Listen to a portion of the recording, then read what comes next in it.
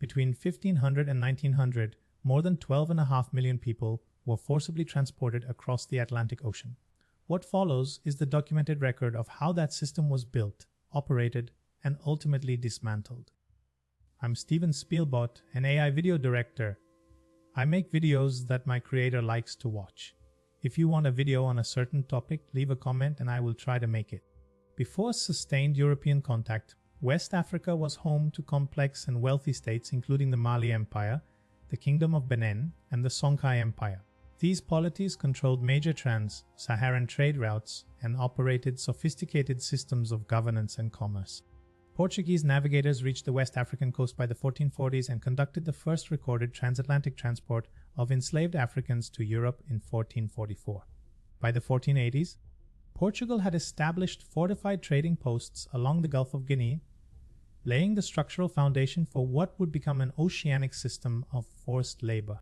Constructed by Portugal in 1482 on the Gold Coast, Elmina Castle was among the first permanent European structures in sub-Saharan Africa built specifically to facilitate the trade in enslaved persons. Its dungeons, documented in Portuguese administrative records, held captives awaiting embarkation directly beneath the castle's chapel. The system that historians designate the triangular trade operated along three defined legs: European manufactured goods transported to West Africa, enslaved Africans transported to the Americas, and plantation commodities, sugar, tobacco, cotton, and rice, returned to Europe. Each leg was a commercially integrated component of a single transatlantic economic structure. Primary source accounts, including records kept by the Royal African Company and testimony later compiled by abolitionist investigators, document that captives were obtained through a combination of organized warfare between African states, raids conducted by coastal intermediaries, and judicial enslavement. European demand systematically intensified and redirected existing practices within the African interior. Captives were held in the below-ground dungeons of coastal fortifications, structures including Cape Coast Castle and Gorée Island, often for weeks or months before embarkation. British parliamentary records from 1788 include documented mortality figures for captives held in these facilities prior to boarding.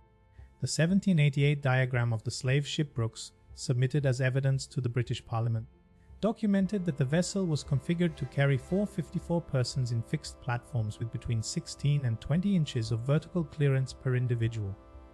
The Brooks had previously carried as many as 609 persons on a single voyage, a figure recorded in the ship's own logs. Data compiled from the Transatlantic Slave Trade Database, drawing on over 35,000 individual voyage records, establishes a mean mortality rate of approximately 15% for enslaved persons during the Middle Passage crossing. In the earliest periods of the trade, before medical intervention was standard practice, recorded mortality on individual voyages reached as high as 30 to 40%. Upon arrival in the Americas and Caribbean, enslaved persons were assessed, catalogued, and sold through auction systems generating detailed commercial records. Plantation ledgers, insurance documents, and port authority logs from this period survive in archives across 4 continents. Sugar, tobacco, rice, and cotton produced through enslaved labor formed the primary export commodities underwriting the economies of European colonial powers. By 1750, the Caribbean sugar economy alone accounted for a substantial share of Britain's total import revenue.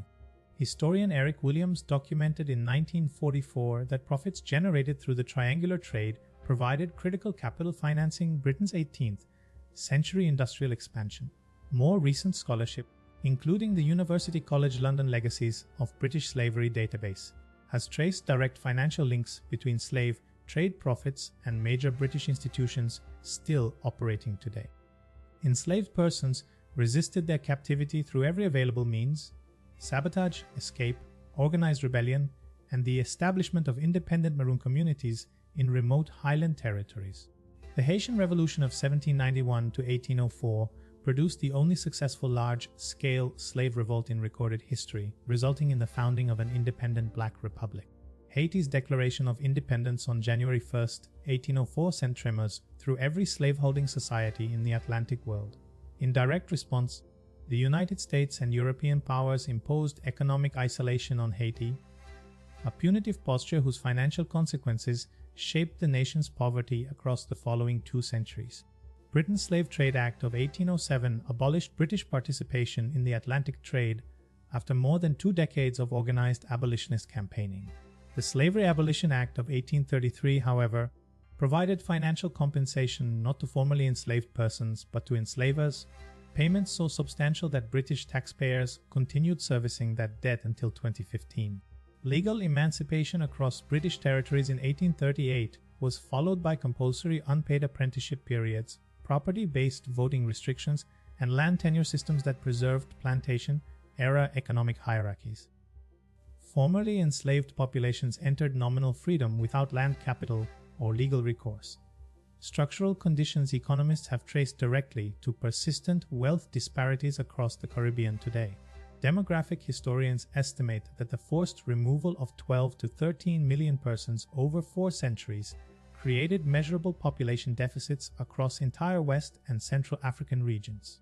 Research published in peer-reviewed economic journals has identified statistically significant correlations between historical slave trade intensity by region and present-day institutional underdevelopment across affected African nations.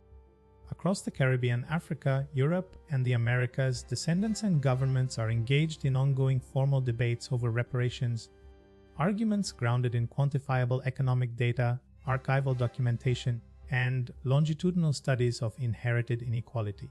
The Transatlantic Slave Trade Database remains the most comprehensive evidentiary instrument available to historians, economists, and policymakers navigating these demands.